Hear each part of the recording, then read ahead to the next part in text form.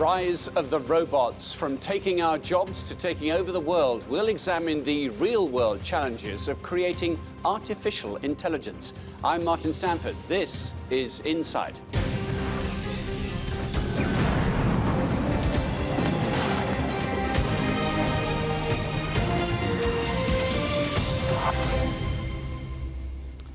Welcome to Insight. The robots are coming. They're getting faster and smarter. They're taking our jobs. Some have got weapons, and an increasing number can think for themselves. All of which is science fact, not fiction. So while they're not taking over the world just yet, advances in robot technology and artificial intelligence mean a number of experts have warned we need a plan for when they do. Insight senior correspondent Dana Lewis reports. The whir of robots on this car assembly line is dizzying. In almost every facet of your life, robots could soon change the way you work and play. Dexterous, increasingly intelligent. Cute when they're playing snooker and football. Simply frightening in military application.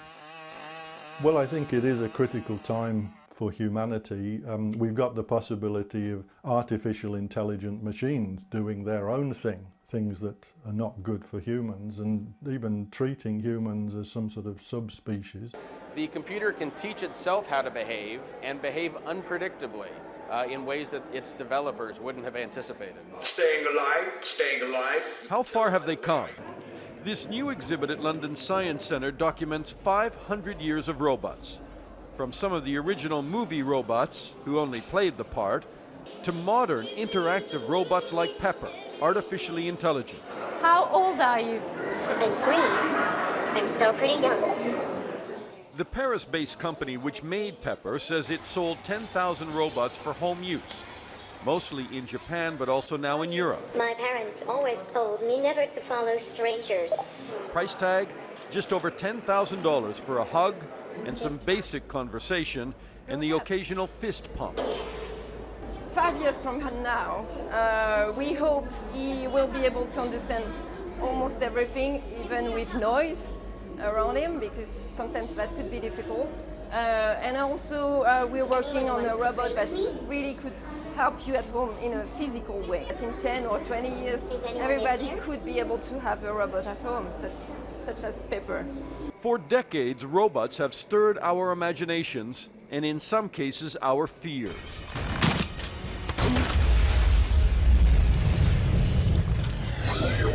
The autonomous machines from the movie Terminator, cast in a post-apocalyptic future, presented a fictional scenario where humans had become subservient to robots. And today, it's not so far-fetched. Everything's changed. We are humanity's last hope. The military has made autonomous robots, including drones, submarine hunting ships, gun platforms that can not only identify targets, but if allowed, can one day decide when to squeeze the trigger and kill with or without human oversight. You've got a confrontation going and everything has to happen quickly. Then the drones will be allowed simply to get on with it, to select their own targets that they feel are most important and to go and destroy. What's the danger of that? Well, they'll select targets that you and I would say, well, there's human life involved there, and it's maybe home team human life, or it's not a particular, an enemy that we would all define clearly as an enemy. Kevin Warwick has pioneered experiments with neurosurgical implants, attempting marriages of smart robot technology to humans. And he says he firmly believes that's the future, to actually enhance humans with technology, cyborgs.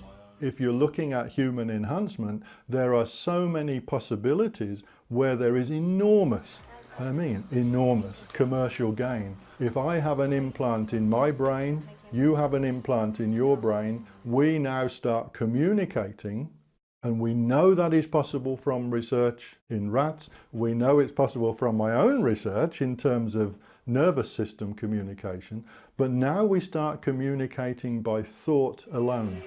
The fear is the development of artificial intelligence could lead robots to consider humans playthings, Already there are computer algorithms to trade shares in the stock market. Explore the platform.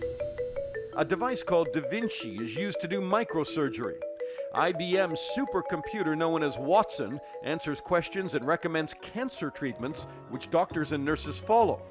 And there are even robot newsreaders and programs that can write news stories.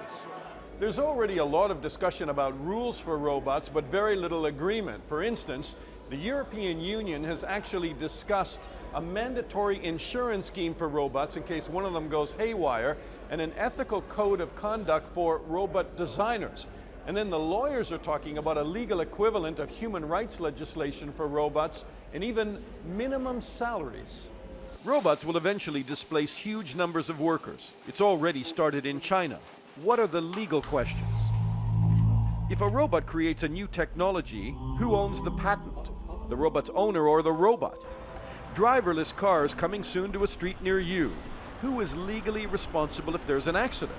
And because self-drive cars are more safe in general, should robots be given greater legal protection than a human driver? If a robot hurts someone, who's to blame? And how should the robot be treated? What do you do when machines behave in ways that couldn't have been predicted or that their manufacturers didn't intend? What do you do if a self-trading algorithm in the city starts insider trading? Who do you hold responsible for that? Should robot employers be taxed for putting humans out of work? I do think in some respects it's important to treat them legally as people. For example, if they start replacing minimum wage earners, what is that going to do to the tax base? What is that going to do to the human employees? Should we somehow tax computer owners to make sure that we can take care of the people who've been rendered unemployed, to retrain them and put them in new industries? I'm here to set you free. And TV series like Westworld have posed even deeper questions about robots' rights and treatment of them as they become like humans. Perhaps in the end, they become hostile to their creators. Just don't forget, they're not real.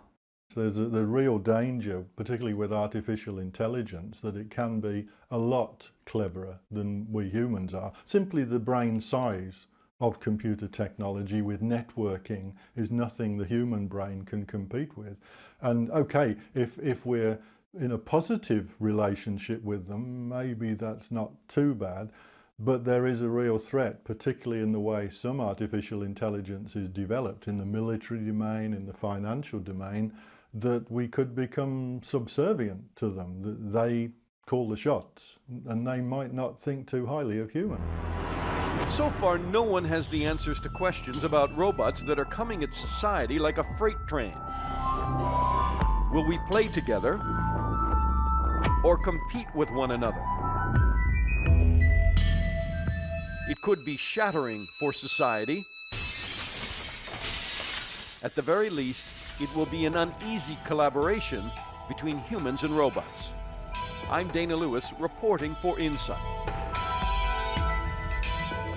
Well, with us to discuss this, I'm joined by Kate Bivens, a technology journalist, and also with us, who you saw in the film, Ryan Abbott, a professor of law and health sciences who specialises in emerging technologies at the University of Surrey. Welcome to you both, and for the moment it's just three human beings having this conversation, but who knows how long we've got. You could be out of a job, Martin. We could all be out of a job soon. How long have we got? Kate, what's the timeline of progress towards this ever more automated, ever more mechanised world, do you think? I don't know. If you'd asked me a couple of years ago, I'd have said a way off yet. But the pace at which the development happens, it doesn't seem very long since we were talking about, AI assistants in the home being a long way off. And suddenly I was telling my AI assistant to play Radio 4 this morning, just by voice. We're already there with a lot of things. So probably sooner than we think is the best answer I can give you. And do you think that the earliest manifestation of that might be the vehicles, which we've been used to driving, will no longer need us to go from A to B? I think that's going to be one of the most prominent and disruptive examples of this coming. I think in terms of timeline, you're going to see it in fits and spurts in certain industries. 10 years from now, autonomous cars are going to be all over the place.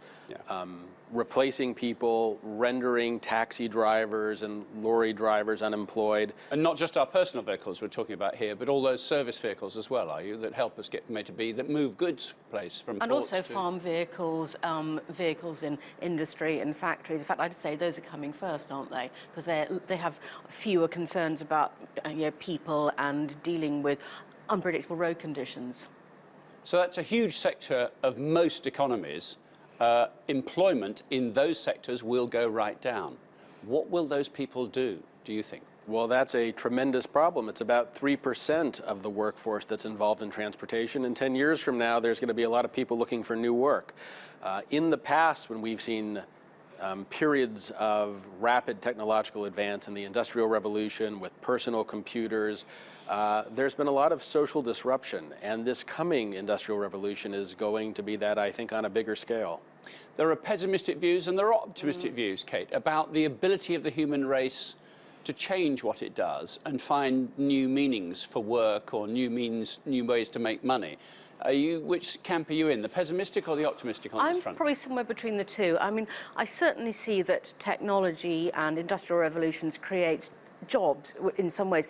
I think they create two types of jobs. They create jobs in the knowledge economy, which privileges the likes of us, but it also creates a lot of kind of lower quality jobs, ones that you can't have much confidence in if you're actually doing them, a day-to-day piecework, which in some ways feels like a return to Victorian era, where people would rock up on the day and be picked for a job. That to me feels like quite a negative thing. It doesn't feel like an advance for humanity.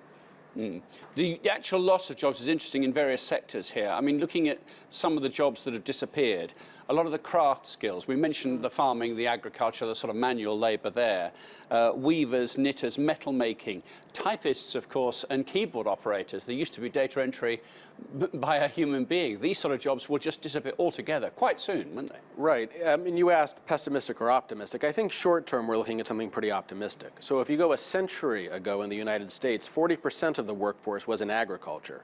Right. And now 3% of the workforce is in agriculture. But we don't have and the economists managed to deal with that. Right. You don't have 38% unemployment, right? It's allowed farm workers to be more productive and to transition people to other areas of the economy. And I think that will happen here, albeit with a lot of disruption. And maybe that's something that policymakers who are forward-thinking can help to alleviate. Although one of the other things I think is interesting is it's not just blue-collar workers this time. Watson is going to be replacing oncologists soon. Right now it's working to create treatment regimes, but it's not going to be long before Watson does a better job than human oncologists. And at that point, it might even be unethical to have a human oncologist making a treatment regime. That is a tipping point, Kate, isn't it? When the human, which we presume will be organising all this and actually sending machines out to do work at the human's beck and call, essentially, no longer is needed. Because a superior being can actually make decisions or control a process better than the human being. I come back to the autonomous cars. It is already becoming clear that the autonomous cars, completely counterintuitively, are actually safer in terms of the data on accidents and things. So this is inevitably coming, I think, in other industries. When you've got algorithms and AI that is so finely tuned, it avoids the human fallibility, then yes, you have a tipping point. And I think there's a sort of a class-based snobbery almost about some of this. Maybe there's been a sense of it doesn't really matter too much if it's blue-collar workers, if it's people doing jobs that we don't want to do. When it tips over into the knowledge economy, I think then you're going to get a lot of overdue wringing of hands and worrying about what we do next. OK, we'll come back with our conversation, what we do next, in just a moment. You're watching Insight. If you make robots smart enough, why wouldn't they take over the world?